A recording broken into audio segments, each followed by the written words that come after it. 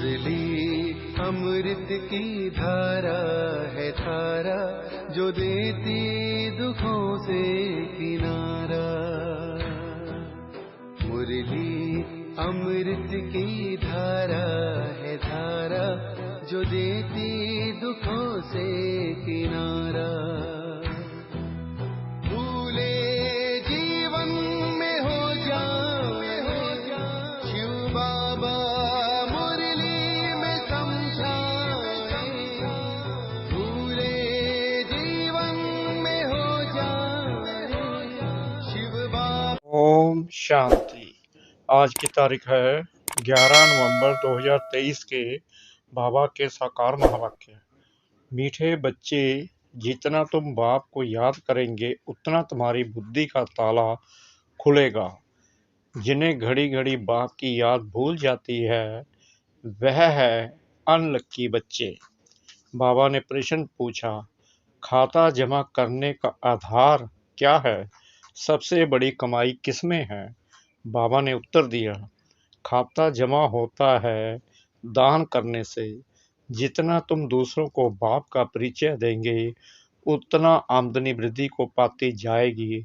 मुरली से तुम्हारी बड़ी कमाई होती है। यह मुरली साबरे से गोरा बनाने वाली है। मुरली में ही खुदाई जादू है। मुरली से ही तुम माला माल बनते हो। गीत।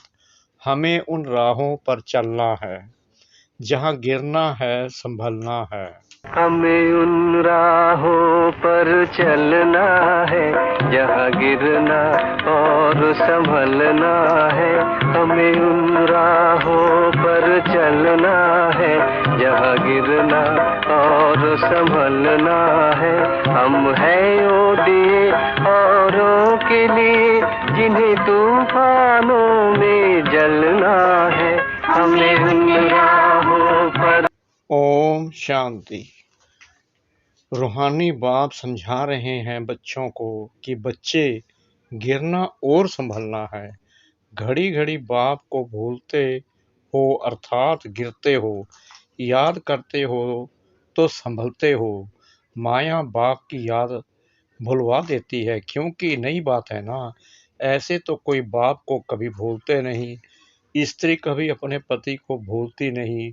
सगाई हुई और बुद्धि योग लटका, भूलने की बात नहीं होती। पति पति है, बाप बाप है। अब यह तो है निराकार बाप, जिसको साजन भी कहते हैं। सजनी कहा जाता है भक्तों को। इस समय सब हैं भगत, भगवान एक है। भक्तों को सजनिया, भगवान को साजन या भक्तों को बालक, भगवान को बाप कहा जाता है। अब पतियों का पति व पिताओं का पिता वह एक है। हर एक आत्मा का बाप परमात्मा तो है ही। वह लौकिक बाप हर एक का अलग अलग है। यह परलौकिक परम पिता सभी आत्माओं का बाप एक ही गॉड फादर है। उनका नाम है शिव बाबा। सिर्फ गॉड फादर माउंट आबू लिखने से बताओ, चिट्ठी पहुंचेगी? नाम तो लिखना पड़े ना। यह तो बेहद का बाप है। उनका नाम है शिव। शिव काशी कहते हैं ना। वहाँ शिव का मंदिर है। जरूर वहाँ भी गए होंगे, दिखाते हैं ना। राम यहाँ गया, वहाँ गया, गांधी यहाँ गया, तो बरोबर शिव बाबा का भी चित्र है। परंतु वह तो है निराकार। उनको फादर कहा जाता है, और किसको सबका फादर कह नहीं सकते। ब्रह्मा विष्णु शंकर का भी वह फादर है। उनका नाम है शिव। काशी में भी मंदिर है, उज्जैन में भी शिव का मंदिर है। इतने मंदिर क्यों बने हैं कोई भी नहीं जानते। जैसे लक्ष्मी नारायण की पूजा करते हैं, कहते हैं यह स्वर्ग के मालिक थे, परंतु स्वर्ग कब था, यह मालिक कैसे बने, यह कोई नहीं जानते। पुजारी जिसकी पूजा करे उनके ही ऑक्यूपेशन को ना जाने तो इसको अंधश्रद्धा कहा जाएगा ना। यहाँ भी बाबा कहते हैं, परंतु पूरा परिचय नहीं है। माता पिता को जानते नहीं। लक्ष्मी नारायण के पुजारी पूजा करते हैं शिव के मंदिर में जाकर, महिमा करते हैं, गाते हैं, तुम मात पिता हम बालक तेरे। परंतु वे कैसे मात पिता हैं, कब बने थे, कुछ भी नहीं जानते। भारतवासी ही बिल्कुल नहीं जानते। क्रिश्चियन, बौद्ध आदि अपने क्राइस्ट को, बुद्ध को याद करते हैं, झट उनकी बायोग्राफी को बताएंगे। क्राइस्ट फलाने समय पर क्रिश्चियन धर्म की स्थापना करने आया था। भारतवासी किसको भी पूछते हैं, उनको पता नहीं है कि यह कौन है। न शिव को, न ब्रह्मा विष्णु शंकर को, न जगत अम्बा जगत पिता को, न लक्ष्मी नारायण को जानते, सिर्फ पूजा करते रहते हैं। उन्हों की बायोग्राफी क्या है, कुछ भी नहीं जानते। बाप आत्माओं को बैठ समझाते हैं, तुम जब स्वर्ग में थे तो तुम्हारी आत्मा और शरीर दोनों पवित्र थे। तुम राज्य करते थे, तुम जानते हो बरोबर हम राज्य करते थे। हमने पुनर्जन्म लिए, 84 जन्म भोगते भोगते बादशाही गवा दी। गोरे से काले बन गए हैं, सुंदर थे अब श्याम बन गए हैं। आजकल नारायण को भी सावरा दिखाते हैं तो सिद्ध होता है वही श्री कृष्ण श्री नारायण था, परंतु इन बातों को बिल्कुल समझते नहीं। यादव है मुसल इन्वेंट करने वाले, और कौरव पांडव भाई भाई थे। वह आसुरी भाई और यह देवी भाई थे, यह भी आसुरी थे। इन्हों को बाप ने ऊंच बनाकर देवी भाई बनाया है। दोनों भाइयों का क्या हुआ, बरोबर पांडवों की जीत हुई, कौरव विनाश हो गए।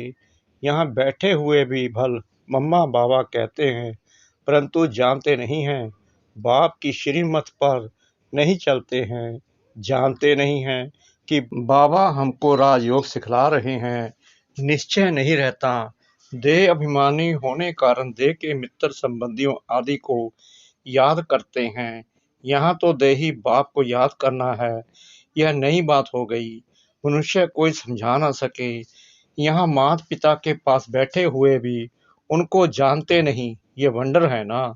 जन्म ही यहाँ हुआ फिर भी जानते नहीं, क्योंकि निराकार है।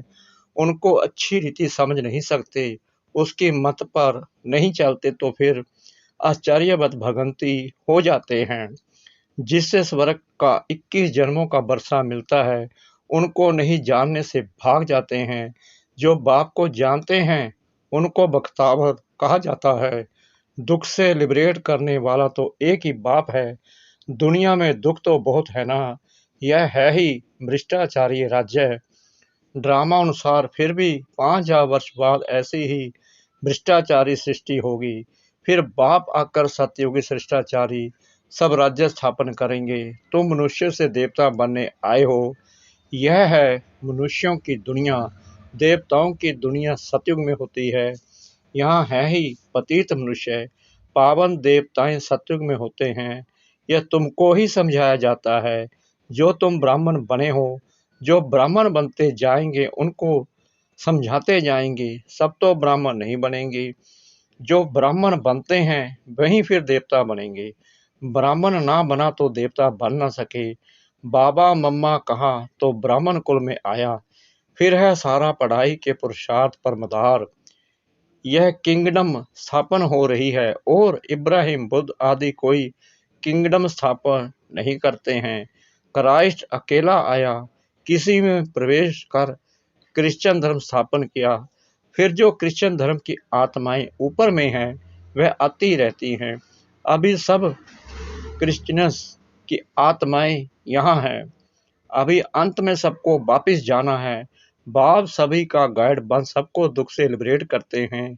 बाप ही है सारी ह्यूमैनिटी का लिबरेटर और गाइड। सब आत्माओं को वापिस ले जाएंगे।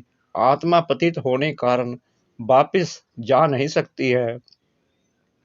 निराकारी दुनिया तो पावन है ना।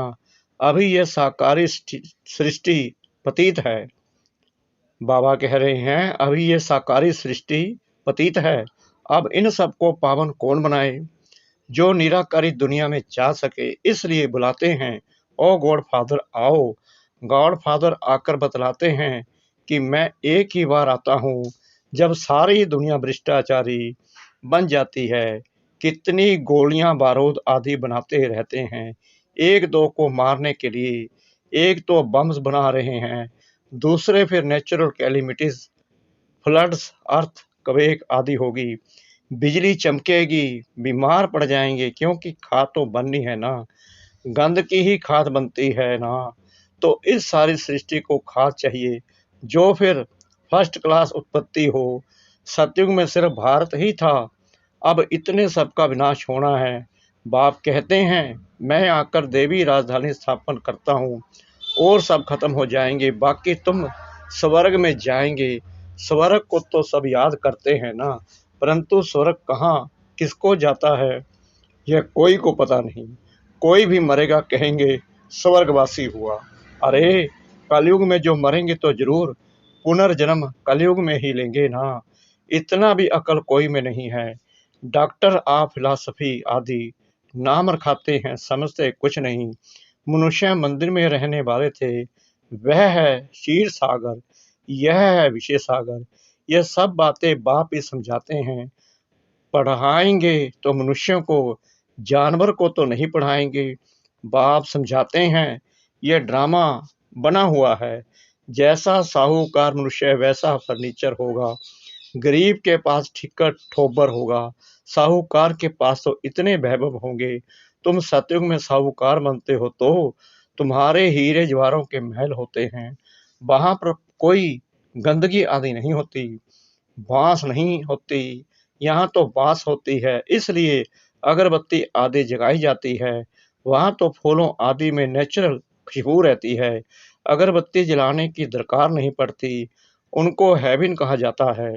बाप हेवन का मालिक बनाने के लिए पढ़ाते हैं। देखो कैसे साधारण है, ऐसे बाप को याद करना भी भूल जाते हैं, निश्चय पूरा नहीं तो भूल जाते हैं, जिससे स्वर्ग का वर्षा मिलता है। ऐसे माता पिता को भूल जाना कैसी बदकिस्मती है। बाप आकर ऊंच से ऊंच बनाते हैं। ऐसे माता पिता की मत पर ना चले तो 100% मोस्ट अनलक्की कहेंगे। नंबर वार तो होंगे ना, कहाँ पढ़ाई से बिशप का मालिक बनना, कहाँ नौकर चाकर बनना। तुम समझ सकते हो हम कहाँ तक पढ़ते हैं। वहाँ सिर्फ धर्म पिता आते हैं धर्म स्थापन करने। यहाँ माता पिता हैं, क्योंकि प्रवृत्ति मार्ग है ना। पवित्र प्रवृत्ति मार्ग था, अभी है अपवित्र प्रवृत्ति मार्ग। लक्ष्मी नारायण पवित्र थे तो उन्हों की संतान भी पवित्र थी। तुम जानते हो हम क्या बनेंगे। माता पिता कितना ऊंच बनाते हैं तो फॉलो करना चाहिए ना। भारत को ही मदर फादर कंट्री कहा जाता है। सतयुग में सब पवित्र थे, यहाँ पतित हैं। कितना अच्छी रीति समझाया जाता है, परंतु बाप को याद नहीं करते तो बुद्धि का ताला बंद हो जाता है। सुनते सुनते पढ़ाई छोड़ देते हैं तो ताला एकदम बंद हो जाता है। स्कूल में भी नंबर वार है। पत्थर बुद्धि और पार्स बुद्धि कहा जाता है। पत्थर बुद्धि कुछ भी समझते नहीं, सारे दिन में 5 मिनट भी बाप को याद नहीं करते। 5 मिनट याद करेंगे तो इतना ही ताला खुलेगा, जास्ती याद करेंगे तो अच्छी रीति ताला खुल जाएगा। सारा मदार याद पर है। कोई कोई बच्चे बाबा को पत्र लिखते हैं, प्रिय बाबा व प्रिय दादा। अब सिर्फ प्रिय दादा पोस्ट में चिट्ठी डालो तो मिलेगी, नाम तो चाहिए ना। दादा दादियाँ तो दुनिया में बहुत है। अच्छा, आज दीपावली है, दीपावली पर नया खाता रखते हैं। तुम सच्चे सच्चे ब्राह्मण हो। वह ब्राह्मण लोग व्यापारियों से नया खाता रखाते हैं, तुमको भी अपना नया खाता रखना है, परंतु यह है नई दुनिया के लिए। भक्ति मार्ग का खाता बेहद घाटे का। तुम बेहद का वर्षा पाते हो, बेहद की सुख शांति पाते हो। यह बेहद की बातें बेहद का बाप बैठ समझाते हैं, और बेहद का सुख पाने वाले बच्चे ही यह सब समझ सकते हैं। बाप के पास कोटों में कोई ही आते हैं, चलते चलते कमाई में घाटा पड़ता है तो जो जमा किया है वह भी ना हो जाती है। तुम्हारा खाता वृद्धि को तब पाता है जब कोई को दान देते हो। दान नहीं देते हो तो आमदनी की वृद्धि नहीं होती है। तुम पुरुषार्थ करते हो, आमदनी की वृद्धि हो, वह तब होगी जब किसको दान करेंगे, फायदा प्राप्त कराएंगे। कोई को बाप का परिचय दिया, हुआ जमा हुआ, परिचय नहीं देते हो तो जमा भी नहीं होता है। तुम्हारी कमाई बहुत बहुत बड़ी है, मुरली से तुम्हारी सच्ची कमाई होती है। सिर्फ यह मालूम पड़ जाए कि मुरली किसकी है, यह भी तुम बच्चे जानते हो। जो सावरे बन गए हैं उन्हों को ही गोरा बनने के लिए मुरली सुनी है। मुरली तेरी में है जादू, खुदाई जादू कहते हैं ना, तो इस मुरली में खुदाई जादू है। यह ज्ञान भी तुमको अभी है, देवताओं में यह ज्ञान नहीं था। जब उनमें ही ज्ञान नहीं था तो पिछाड़ी वालों में ज्ञान कैसे हो सकता। शास्त्र आदि भी जो बाद में बनते हैं वह सब खत्म हो जाएंगे। तुम्हारी यह सच्ची गीताएं तो बहुत थोड़ी हैं, दुनिया में तो वह गीताएं लाखों के अंदाज में होंगी। वास्तव में यह चित्तर ही सच्ची गीता है। उस गीता से इतना नहीं समझ सकेंगे जितना इन चित्रों से समझ सकेंगे। अच्छा, मीठे मीठे सिकला दे बच्चों प्रति माता पिता बाप दादा का याद प्यार और गुड मॉर्निंग। रूहानी बाप की रूहानी बच्चों को नमस्ते। हम रूहानी बच्चों की रूहानी बाप दादा को श्रद्धा भरी प्रेम भरी नमस्ते।